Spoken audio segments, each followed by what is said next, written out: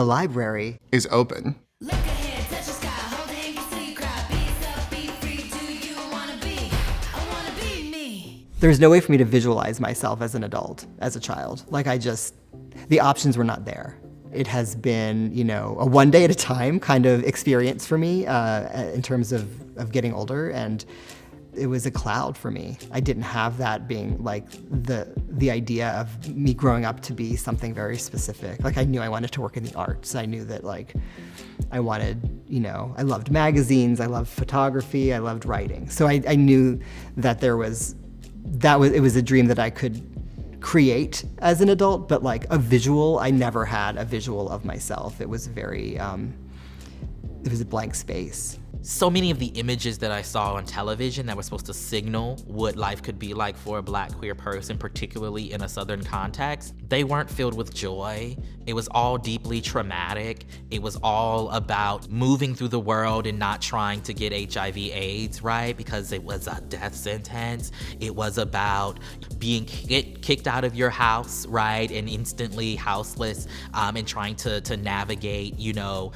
survival sex work. All of these things that I think paint a very specific image in people's eyes of what queerness or transness looks like, what that experience looks like. I think as you get older, you start to feel like, oh my God, is me getting older attached to my sexual desirability?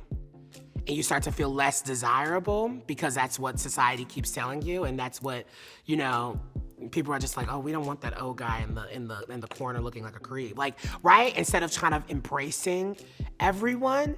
And so I do think it's a double-edged sword. It's really awesome that there are lots of older gay men who are still putting a lot of time and effort into being as beautiful as possible.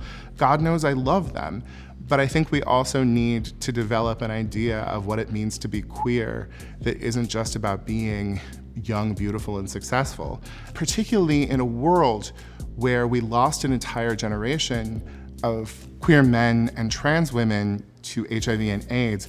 We don't know where people are supposed to go. And I think that we do have real questions about what happens that's next. At 45, do you still go to the club? Do you still go dancing? I think yes. But we don't have answers for where people are supposed to go, except I guess lesbians form couples, then move to Paris and have a salon where they entertain other artists. I guess there's that. I was just talking to a friend of mine who's a little younger than me, but is absolutely reckoning with aging. And she's also, a queer kind of femme-presenting cisgendered person. And she was just like, what is it like, dating? It seems like everyone who's available is a lot younger. And I was like, I experience that too, but I just feel like being older, it just feels like I'm from another country. And it's sort of glamorous. It's sort of like being from France or something, It's it's kind of hot, it's kind of cool. You saw things and lived through things that they didn't, and that's interesting. LGBTQ plus people are supposed to be ageless. At least that's what I grew up learning. As I gradually age, I realized that's not quite the case. And I also realized that how we perceive aging still really differs along the axes of gender.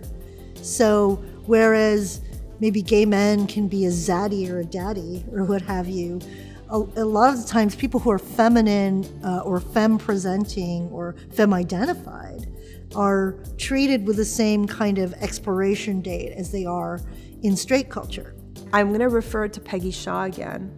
She did this brilliant performance in New York, I think it was the late 90s, early 2000s, where she started out in her three-piece suit with her hot pompadour and just looked like such a hot masculine stud. And then she went and changed into a floral dress, and the minute she changed from her suit into a floral dress, you perceived her, instead of a vibrant, sexy stud, she suddenly looked like a matronly grandmother. And that was her point. I actually remember saying to myself, whoa, I better, when I turn 60, I'm gonna cut all my hair off and become super butch, because I'm gonna look 20 years younger. Transitioning as a person in their early 50s, gives me a very interesting take on this, because I have gone from being perceived as female on the streets with the ageism and sexism that goes with that, to now suddenly I'm uniformly gendered as male, even though I've got 38 double Ds. People just don't see these for some reason. They just see me as male, which is absolutely fine. I'm intersex as well. I'm non-binary. But suddenly, because I'm perceived as a man, it's almost like I am allowed to be older and still be sexy. I'm lucky because I am on testosterone shots, and that's been transformative for me physically. In some ways, I've gone back to the beginning. I've gone back to being the person who had their testes removed, and I've got a new life completely.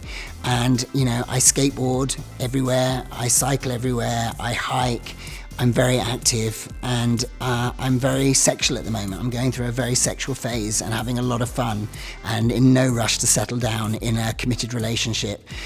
So in some ways, I'm living the life of a 20-something male, which is interesting. I mean, luckily, I just have an ageless beauty that won't ever go away, and I'm counting on that. It's wild to have had so many different, I feel like lifetimes, Like I've been a lot of different people.